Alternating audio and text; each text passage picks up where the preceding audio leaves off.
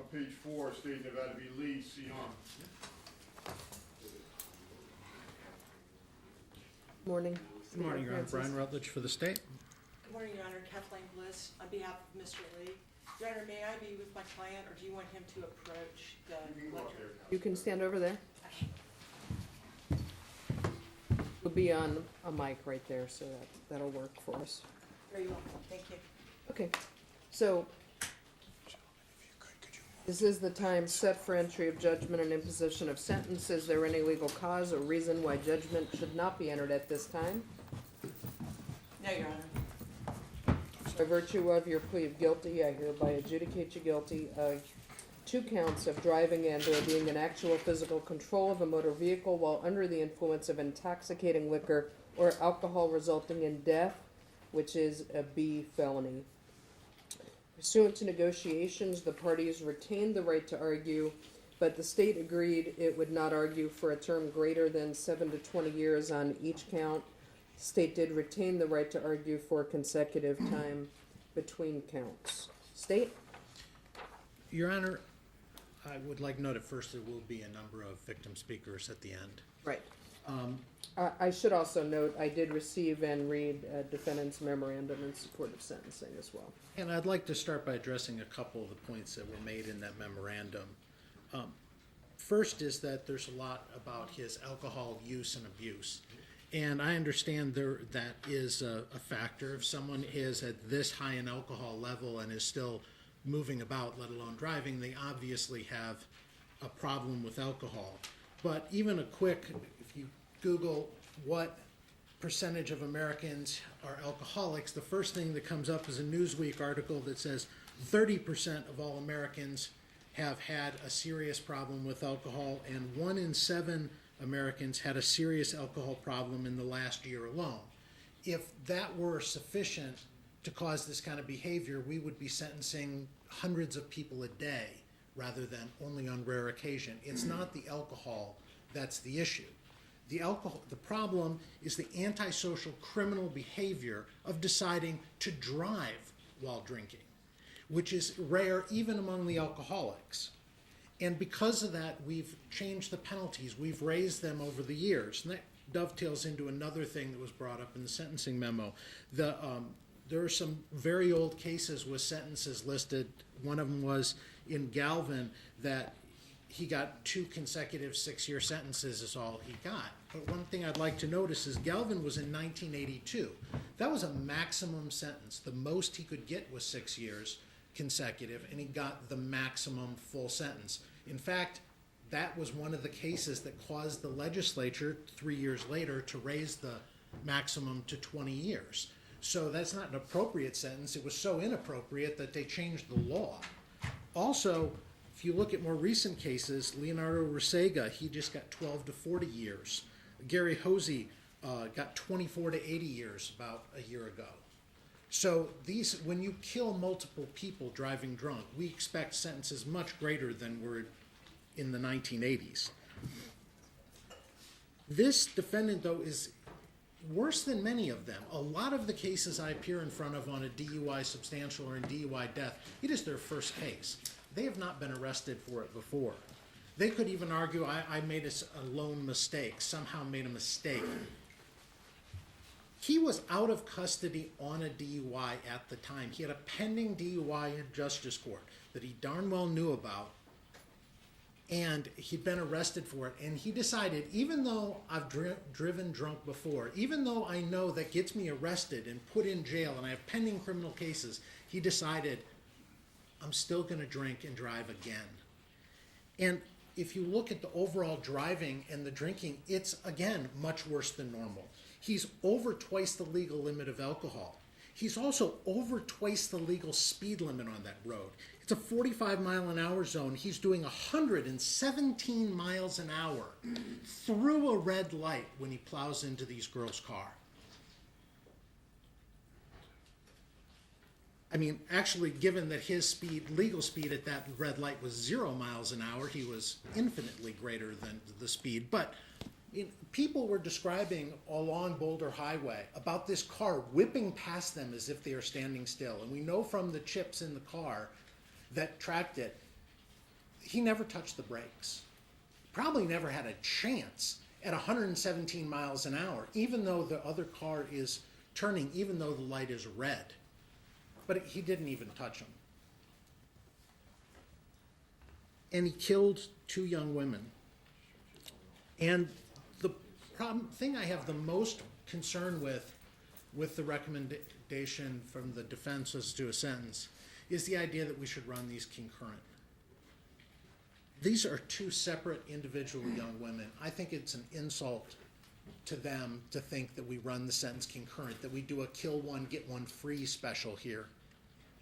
We have litigated this in front of the Supreme Court multiple times. Every time they say, you are punished per victim. We have dealt with it in the legislature.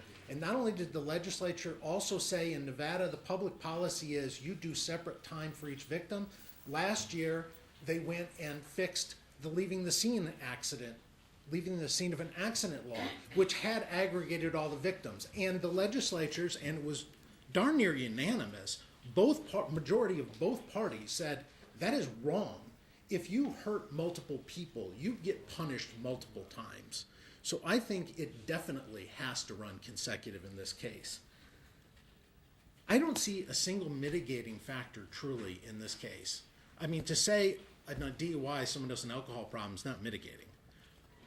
The only thing is he did plead guilty, not put people through a trial. He took responsibility for his actions. I think there should be something there, which is why I am asking for 7 to 20 rather than 8 to 20 on each count. Takes 2 years off the bottom end. And I'd note that's exactly the sentence parole and probation also thinks is appropriate. So a total of 14 to 40 years. And that's what I'd ask this, Your Honor, impose. Thank you. Mr. Lee, is there anything you'd like to tell me today before I impose sentence? Yes, I do that, Your Honor. If you don't mind, I actually wrote it down what I really want to say, Of because course. I might forget what I want to say if I'm just not reading it. Okay, I just need you to speak loud enough to be picked up by the mic and so I can hear you. Yes, Your Honor.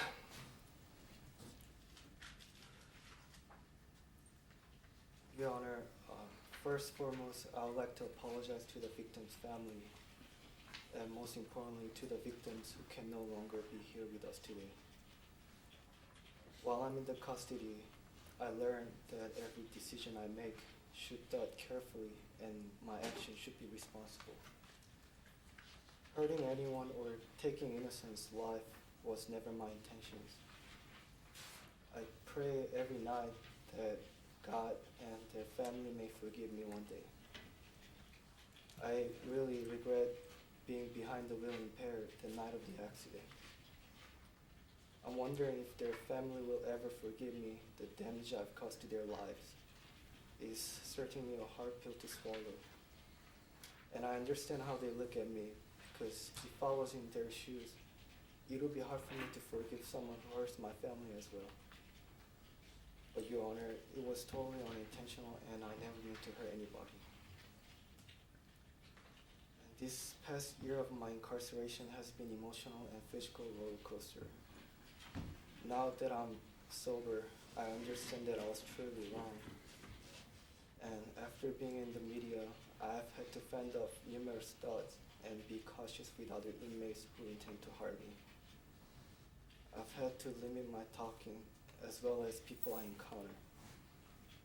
And my ethnicity in this instance plays a big factor on how I'm treated behind this wall. And every day I'm trying to stay mentally strong, because what I'm actually going through is nothing compared to what their family is going through right now. Prior to my employment, I was consistently being a bartender at a bar and a restaurant. Being constantly surrounded by alcohol blind me from my alcohol problem. I never realized that I had serious problems with alcohol. And on March 5th, 2015, the night of the accident, I was really scared, and my first thought was to grab my belongings and flee the scene. But no matter what was on my mind, my heart knew the righteous thing to do, and that would be to accept the responsibility for what my conscience couldn't take. And the family needed justice, and so do I, Your Honor. Please allow me to ask every person who's hurt in this tragedy for forgiveness.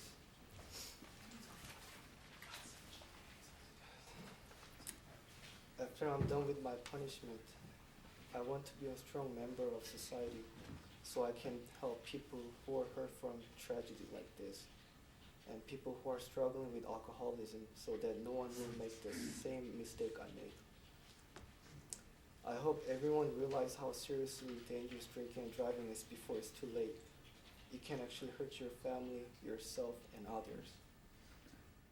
Your Honor, I take the responsibility for the poor decision I made. I'm truly sorry. Please forgive me. Counsel? Yes, Your Honor, if I could just clear up a few points. First of all, Mr. Lee, we're not suggesting that we lump the deaths of these two young girls together. We are asking for a sentence that actually is above what the state of Nevada has set as a mandatory minimum, that being 2 years. We're asking for 3 and 3. Counsel cited to a case that is older, but there are also more recent ones. Tragically, most recently, in a case involving Umberto Esperon.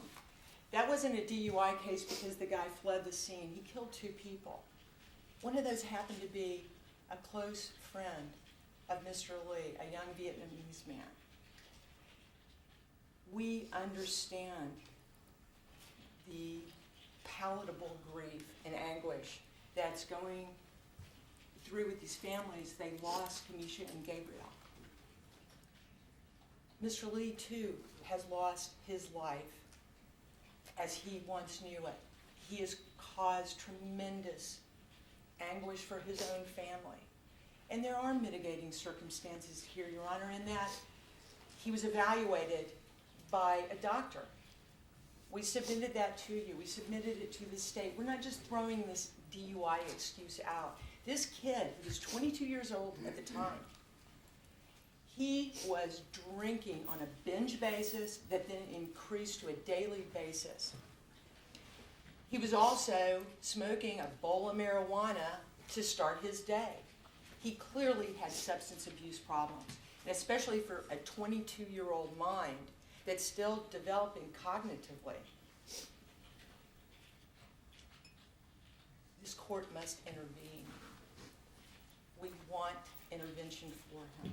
We are not making any excuses whatsoever. He holds himself here with the thoughts and prayers and words of his family and friends who found this to be completely out of character. Everyone is in shock. Your Honor, all we're proposing here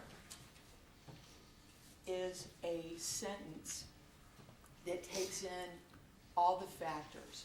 We don't operate a criminal justice system that's eye for an eye, especially in a crime where he did not have even a general intent to harm Kamisha or Gabriel.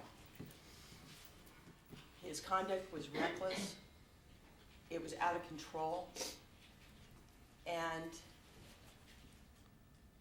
he needs treatment. So we submit and request that you take into consideration a doctor's report. You take into consideration the data that I also submitted about the impact on youthful offenders and the recidivism. We want this young man to come out of prison with the ability to then give back to his community. There are alternatives to incarceration that address such enormous harm.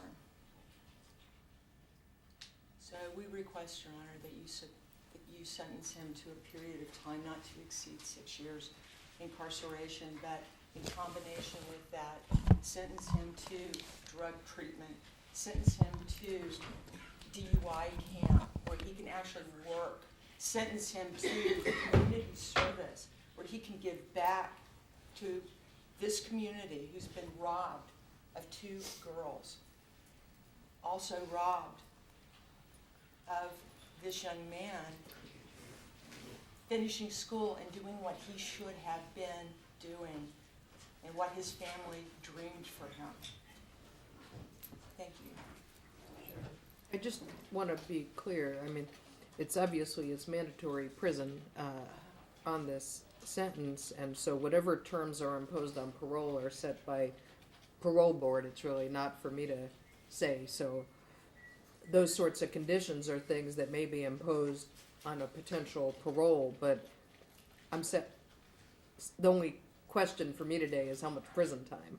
Your Honor, in fact, I did check with the Nevada Department of Corrections because I was looking for stats and some kind of guidance here, and there's just not a lot of data there. I'm sure the Google site that Mr. Rutledge quoted, it doesn't take into account youthful offenders and so forth. But I understand that if you recommend that he do within the prison system the DUI incarceration type of camp and get substance abuse while he is in prison, and you address that in his judgment, that they will pay attention to it. That's what Department of Corrections informed me. So there are some things available within the prison system, and By law, he's going to have to be segregated with the other DUI offenders, so that'll actually happen automatically for this offender. If it was not a DUI case and there was something special, then that might be appropriate to put in the PSI, but you're not going to need to do that because by law, DUI offenders are segregated already, and so they have the availability to the programs. Okay, all right, let's get the victim speakers.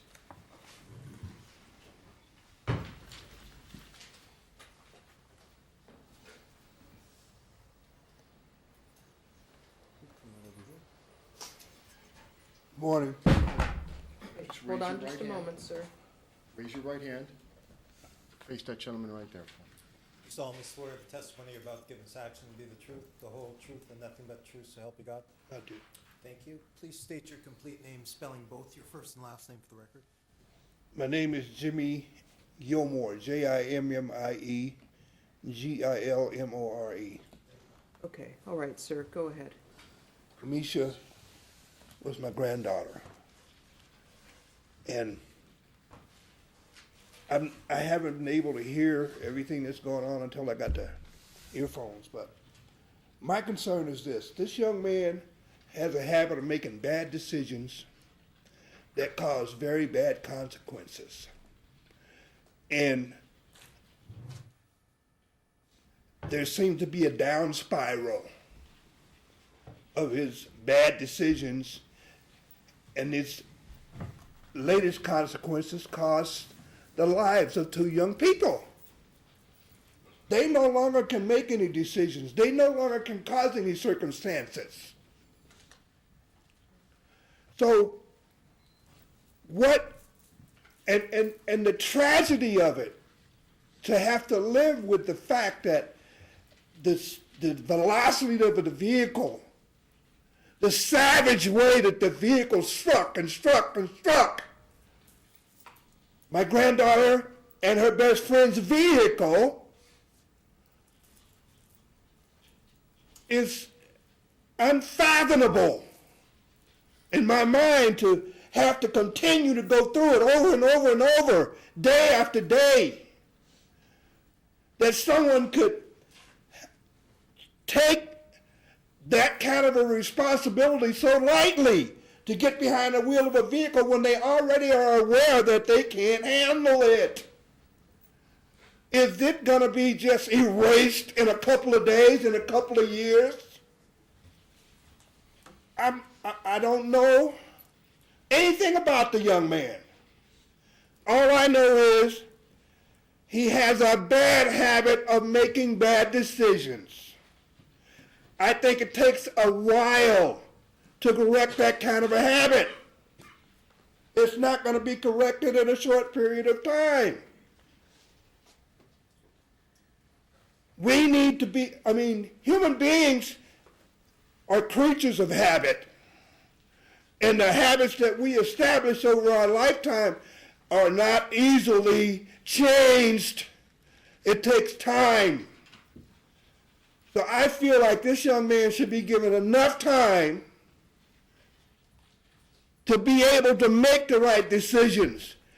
I don't think he should ever be able to get behind the wheel of a vehicle again. But that's not my decision. My only concern is what has taken place needs to be taken care of properly. And I think that takes quite a bit of time. These young ladies have no more time. None. All we have is memories and pictures and thoughts.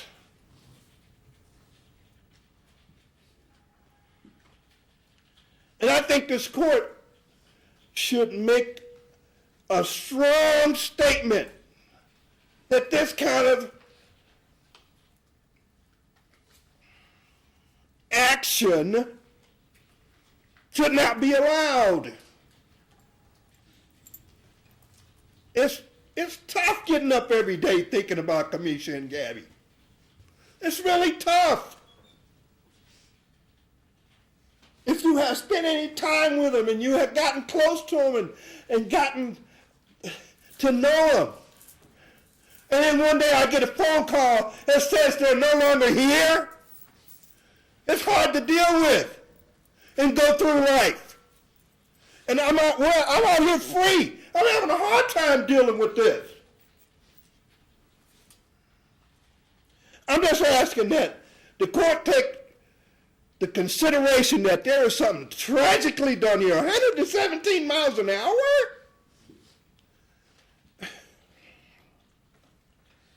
Something should be done profoundly to make a statement that this is not the right kind of action to be accepted in this state, in this world.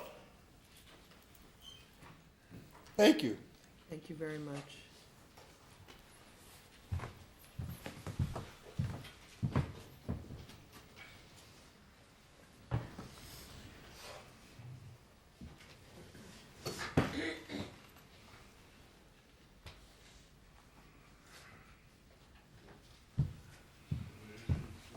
Raise your right hand and face that gentleman for me. You solemnly swear the testimony you're about to give in this action will be the truth, the whole truth, and nothing but the truth, so help you God? Thank you. You may either be seated or remain standing as you wish, ma'am.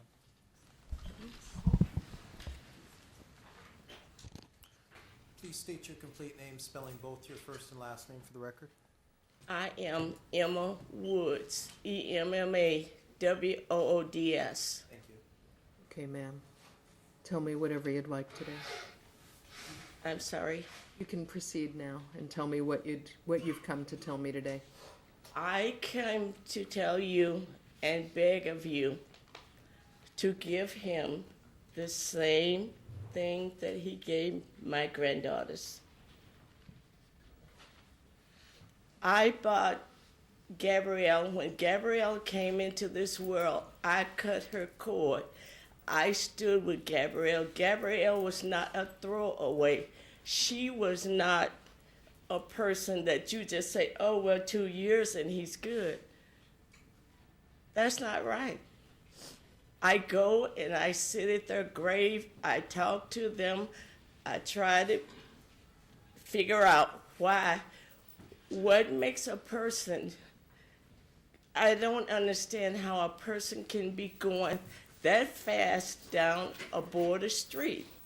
And I hear you guys saying, well, you know, he has problems. My granddaughters has problems too. I watch them put that concrete thing over them and send them on their way. They have no chance for life. What makes him different that he should have a chance? for life. All I can do is go out there and put flowers out there and talk to them. Gabrielle had just finished. She had gotten her degree.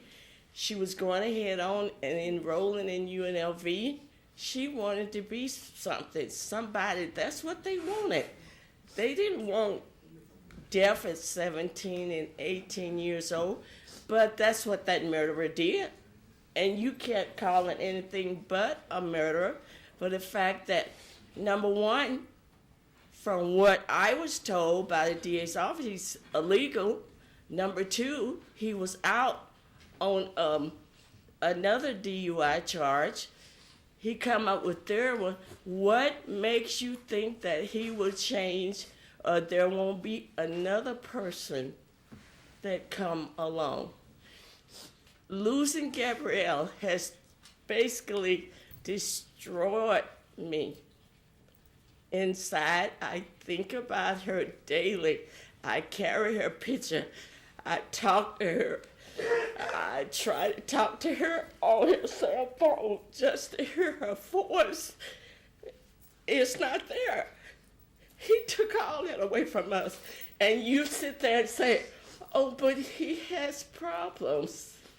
We all have problems. Does that make it right for us to go out there and smash? I stood out there 11 hours praying to God, looking at that smash card and didn't even look at a car, begging them, please, just let me go check and see. Maybe you guys made a mistake. Maybe they are still alive in there. But they kept saying, no, they're gone. God only knows what the hell we have gone through. If you got any kind of children and you can understand that what this has done to us, I pray, I beg of you, give him something to think about. My husband and I used to argue about this all the time because I believe that drunk driving is a capital punishment. It's just as premeditated as taking a gun and going out there. You get in that car, you drunk, you taking somebody's life. That's premeditation. My husband and I argued about it. The day that this happened, my husband is gone. I stood out there in Willis Cemetery and screamed and yelled and screamed and yelled at him. What do you think now? That's our granddaughter. Okay, how do you feel about it now? You still think that drunk driving should not be premeditated? Because that's what it is. He took life away from these girls. These were happy girls. I saw Gabrielle. She came home from college for Christmas. And we were talking, and she had on this little outfit with this hair, and I'm going, Gabrielle, what you got on? She go, Big Mommy, I'm going to stop traffic. Well, guess what? She stopped traffic out there on Boulder Highway for 12 hours. She did. Not by her choice. Not by what? She was murdered. You can't put it any other way but to say that she was murdered. And that's the only way you can put it.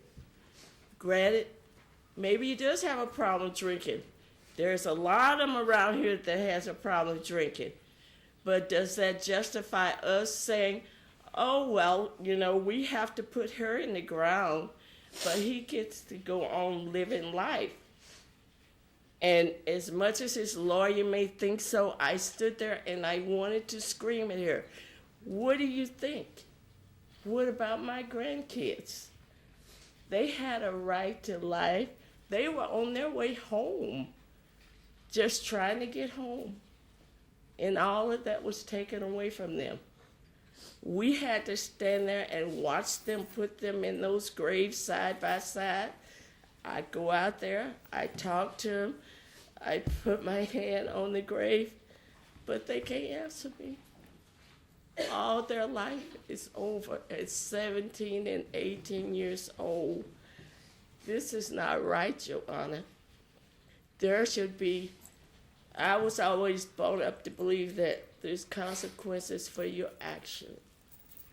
Please, give him the consequences that he gave my granddaughters. They don't get to grow up. I don't get to see my great-grandkids. I don't get to see that. I don't get to hear them yelling and screaming and hollering and laughing, and I'm saying, you guys tone it down. I don't get that.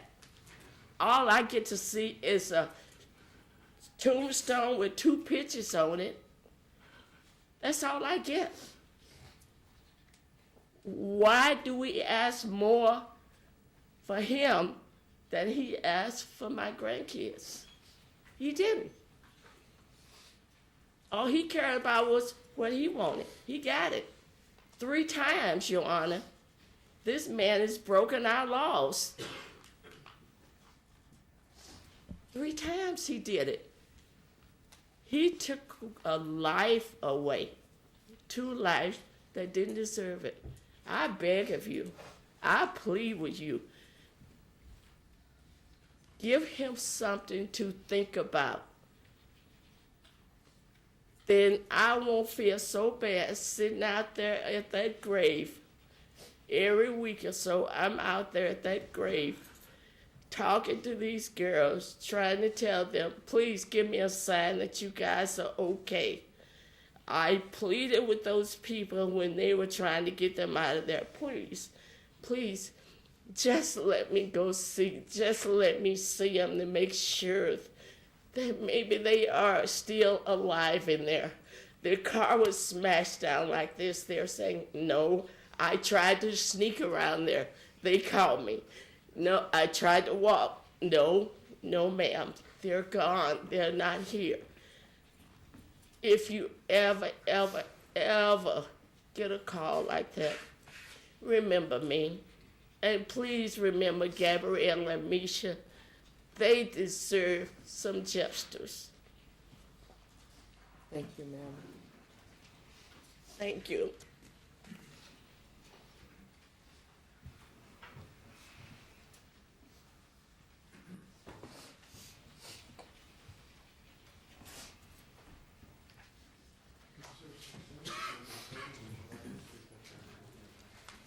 You solemnly swear the testimony you're about to give in this action will be the truth, the whole truth, and nothing but the truth, so help you God. I do. Thank you. You may either be seated or remain standing as you wish. Stand. Thank you. Please state your complete name, spelling both your first and last name for the record. Joe Frank Johnson, JoeJohnsson. Go ahead. Well, first, forgiveness. He wanted to know if we would forgive him. I can tell you I forgave him just to start. I have to do that so I can move on. Second, I don't believe that he really went out there and said, I'm going to kill somebody. Those are the 2 reasons for my forgiveness. What he did do is he took any choices away from these kids, these young ladies, any choices that they would ever have again. They don't have a choice to do anything else. They've had my last conversation with Kamisha, my daughter. In the last conversation, she was, Dad, I'm going to be 18 this year. You're going to turn up with me? And I'm like, well, we don't do that, but we'll do something. Her 18th birthday, we had to celebrate at her gravesite. Not okay. Not what she was looking for, not what I was looking for. She had been in trouble. I had been in trouble. She was like, Dad, I don't know if I can handle it. I said, I'm your dad. If I can handle it, you can handle it. She's like, you're right, Dad. Your daughter's growing up. I seen the change in her, and she had a lot to look forward to. She liked modeling, she liked taking pictures, selfies, this, that, really outgoing. Those 2 are inseparable. It's things that they're just never able to do again. They won't have a 19th, 20th, 21st, 22nd birthday. They don't get any of that. All that's gone. He's had that. I don't think they should minimize anything. The minimizing just blows me away. I don't believe in an eye for an eye, but he's young enough to where he can serve no less than what he pleaded to. I feel that he should have you know, whatever rehabilitation he needs inside of there and outside of there. I too agree that he should never be able to drive again. The fact that he was on a DUI, that he didn't learn his lesson, he didn't care.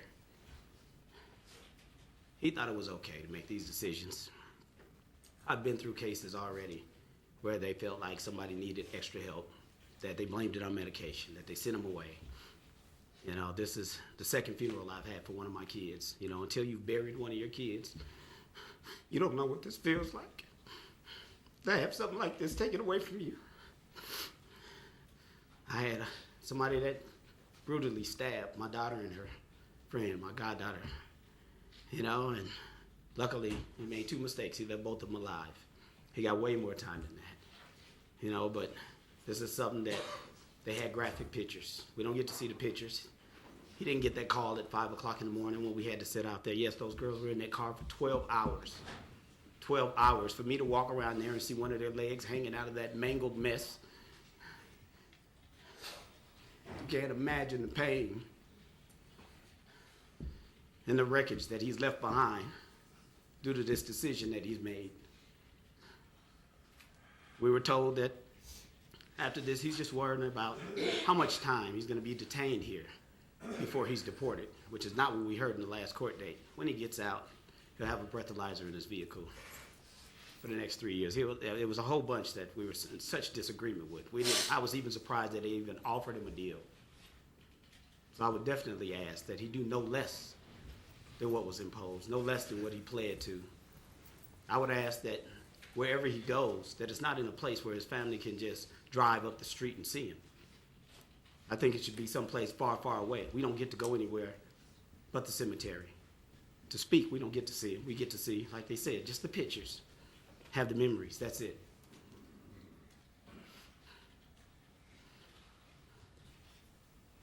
I don't think he can have any remorse. I don't think he remembers what he did. He hears about it, but how can he remember? I do believe that his first thought was to run. That probably could be the only recollection that he has from this. Without those pictures in front of his face, seeing these girls before and after, he can't have the remorse that he says he has. I think it's sad that his family has to suffer as well as ours. You know, we all do. But it's not the same kind of suffering. They still have an opportunity to see him.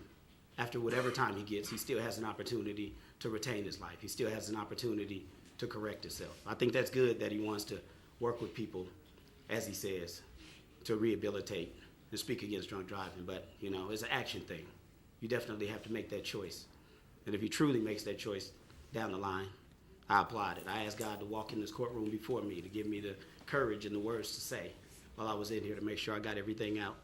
You know, but I asked that the court definitely impose a sentence greater than what he has done, to definitely reflect on what he has left behind. Thank you. Thank you.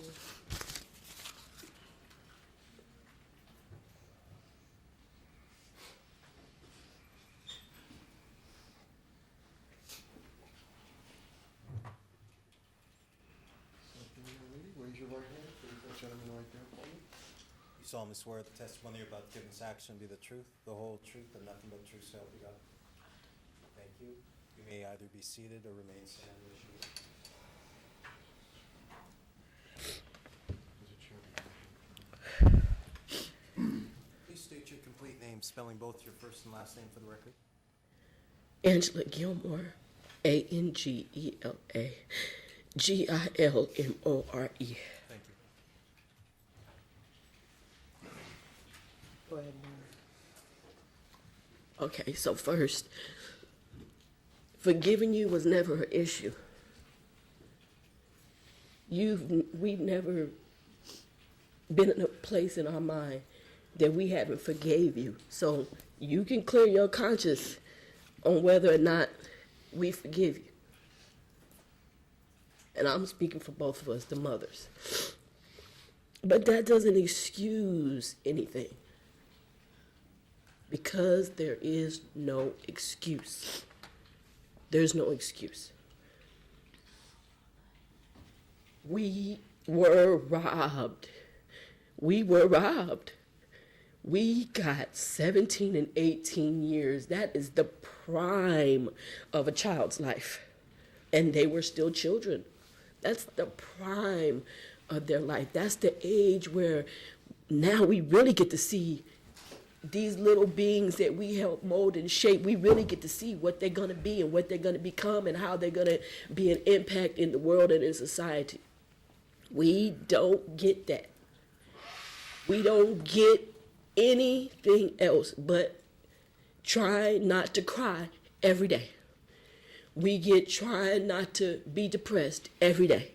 We get trying not to not go on every day. Every day. It don't, as long as they're dead, that's as long as it takes when you lose a child to get over it. You never get over it. You will never get over it, and his parents will be able to get over this. Because he can breathe and he can talk and he can walk and he can complain and he can be sad or mad or happy. He can be anything from this point on, from March 5th on. He can be anything. So to take away just because he may or may not be remorseful, the sentence that was imposed is wrong. To lighten it is wrong. Because he still gets to continue on. If those girls were alive and they did something wrong, they would have to pay. They would have to be punished in some way, shape, or form. You do something wrong, you pay for that. You're punished for that. That shouldn't even be a discussion or an issue to me. It's very upsetting that it's a discussion or an issue to be any less than what it should be. Because those girls are gone. They will never return. And you can return to your family. They can come and visit. All kind of things can go on as far as luxury of life is concerned that our girls are denied. All kinds of luxury. You can eat. I'm sorry. It's just very upsetting. It's very upsetting because the first thing that I thought about when they were gone is all the things that is no longer going to be. That's the first thing. And it's a list you can't even, there's not enough paper for the list of things that these babies can't do no more. That we take for granted. We take it for granted. Just the liberty of life, just to be able to live, to wake up every day. We take that for granted. And when you have someone close to you, especially your baby die, you have a wake-up call. Like, you know what? Life is short, one. And you should take advantage of it. You should not take it for granted. So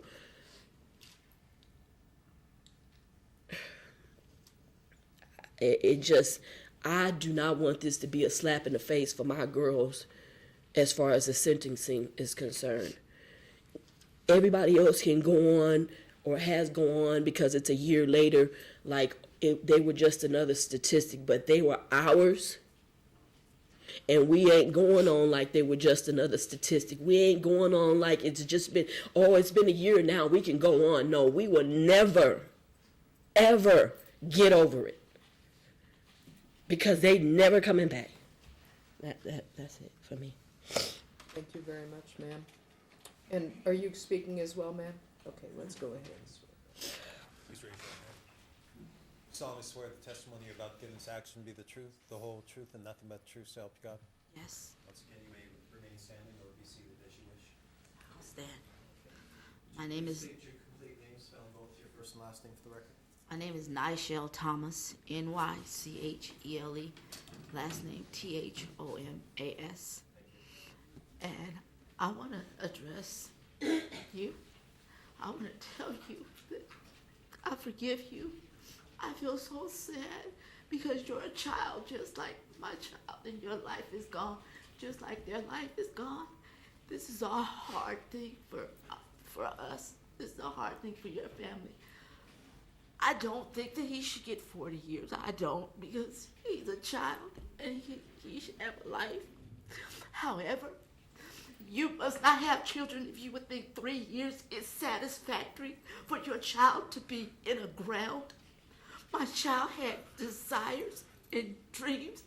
We laughed, we talked, all day. We had a family meeting before they left, and we talked and we laughed. And she called them and said, okay, it's time for you guys to come home. Gabby said, okay. 15 minutes later, they're dead. That's a hard thing. It's a very, very hard thing. You know, to not even, we found out because I went in outside to the garage to start loading the car for work, and there was no car. I turned on the news, and it said 2 women fatally killed. And that's how we found out. We sat out there from 4:30 until they put them in the coroner's van. It's a hard thing. It's a hard thing. It's a hard thing. It's a hard thing that I looked at my child and I thought it was Gabby. I thought she was Gabby. I was like, Gabby, why did you play this trick on me? But it was her younger sister. She's, you know, it's hard for the whole family. It is hard on her sisters. It is hard on her brothers. It is hard on Kamisha's family. My oldest daughter has a very hard time. This has not been easy, and I don't know your family, but I know that this has to be hard because it's hard on us. It is so hard, but I feel like he should get 20 years. I talked to my son before I dropped him off at school. He said 25, and I said, that's a long time. I don't feel like 40 years is gonna do anything. You're a child. You have been sheltered, so you don't even know this life. And that's the hard thing. Prison does not help anybody. You put him in every rehab program you got, and until his mind is okay, he's still gonna have the same problem. And you need to kind of stop making excuses. I don't care. Everybody in this life has an issue. Every single living being has an issue. Look on the news, look on the TV, look at the schools. Every single being from kindergarten to the grave has an issue. So that is not an excuse. There is no excuse. There is no excuse that we can go out and we can have a good time and then we can say, oh, well, sorry, I feel bad. Yeah, I feel bad. That's cool. But my child will never feel anything. I feel bad. I feel bad for all of us. I feel bad. I feel devastated, and I try. I said I was not gonna cry, but I've done nothing but cry because this feels like I had to go to the coroner's office and identify my child. That's what today felt like I was being taken back and having to identify my child.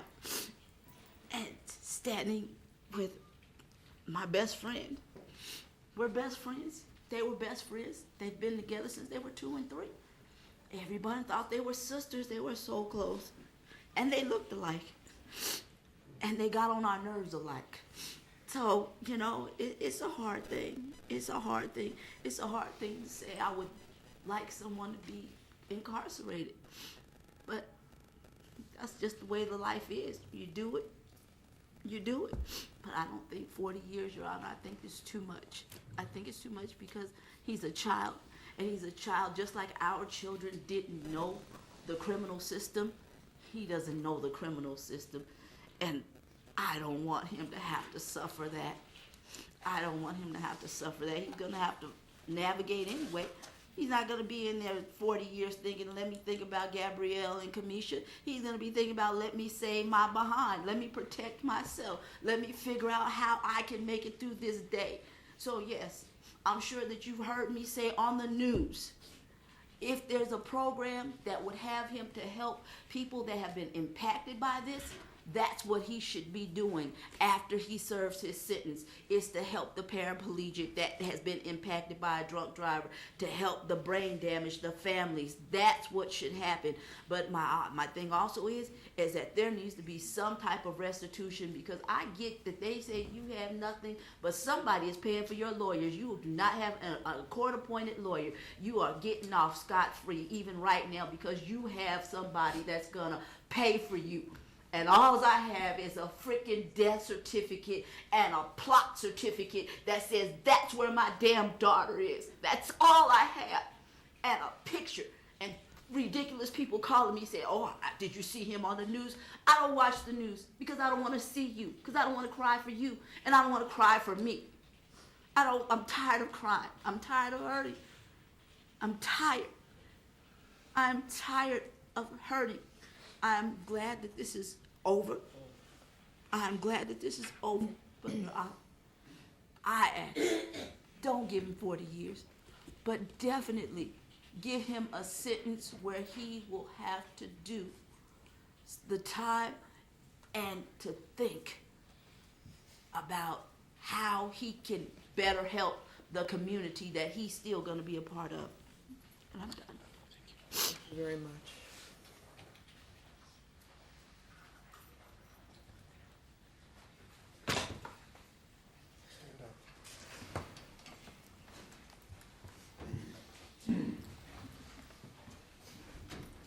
Mr. Lee, obviously, I don't think that you set out that day to kill these two young women.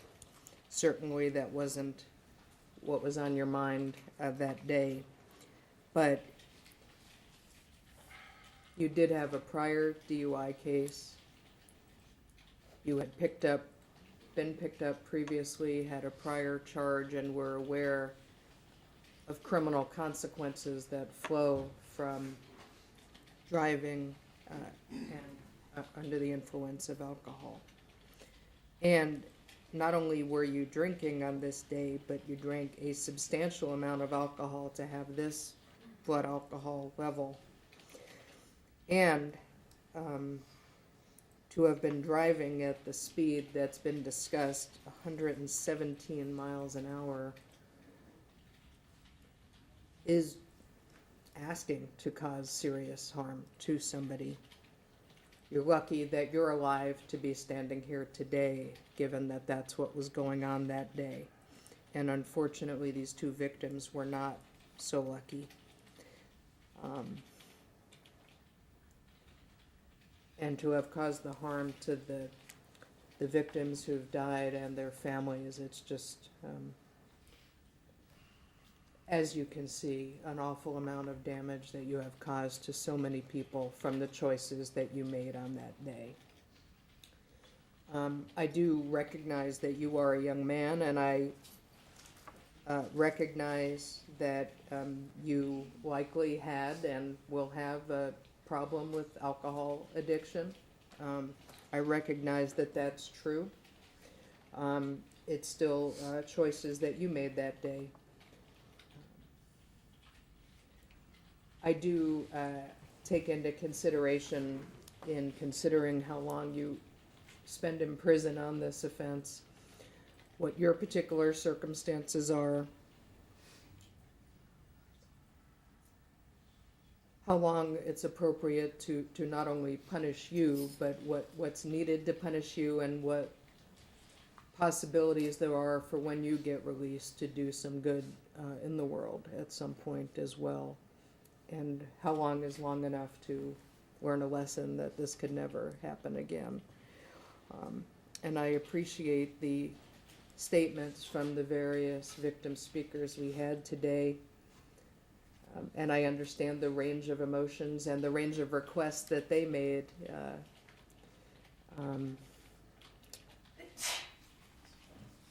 And the unimaginable pain that they've gone through as a result of all this. Taking all of that into account, and considering the range of sentence for these offenses, I am imposing administrative assessment fee of $25, chemical drug analysis fee $60, DNA analysis fee $150 and require you to submit to testing for genetic markers. DNA collection fee, $3. Those fees are a lien against you and collection can be pursued on them. I am not going to sentence you to the maximum available, but I am going to sentence you on count 180 months in Nevada Department of Corrections, minimum parole eligibility after 72 months with a fine of $2,000. Also on count 2, 180 months with minimum parole eligibility after 72 months consecutive to count 1. Also a fine of $2,000 on count 2. That is an aggregate sentence of 360 months with minimum parole eligibility after 144 months, effectively 12 years to 30 years sentence. I will recommend that you have the opportunity to participate in an alcohol addiction treatment program while you are in custody. You do have 411 days credit for time served. Additionally, in accordance with Nevada law, before the reinstatement of your driving privileges, an interlock device shall be installed and inspected on any motor vehicle you own or operate at your own expense for a period of 36 months to commence after any period of imprisonment, residential confinement, confinement in a treatment facility, or on parole or probation. I certainly hope that you are able to deal with your issues while you are in custody so we never have anything like this happen again. Good luck to you. Bottom of page 2, State of Nevada v. Estrella, Amiris.